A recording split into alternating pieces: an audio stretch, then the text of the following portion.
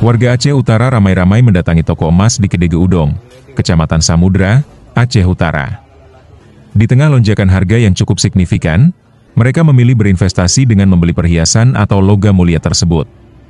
Salah seorang pedagang emas, Ridwan, kepada AJNN mengatakan, emas mengalami lonjakan harga sejak sepekan terakhir. Kenaikan terjadi kisaran Rp100.000 per gram.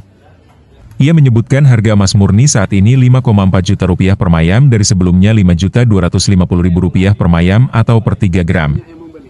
Kemudian jenis London Rp5.050.000 per mayam dari sebelumnya Rp4,9 juta. Selanjutnya emas paon juga melonjak drastis. Saat ini perhiasan tersebut dijual Rp1,3 juta per gram. Yang membeli atau menjual? Banyak yang membeli. Banyak yang membeli.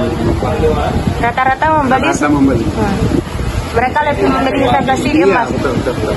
Lebih memilih ke emas daripada simpan uang tidak. Diperkirakan ke depan emas akan naik atau turun ya Bang? Kalau menurut saya bisa jadi naik. Kalau dihitung ekonomi global sekarang, yang kena cuma emas, yang lain enggak.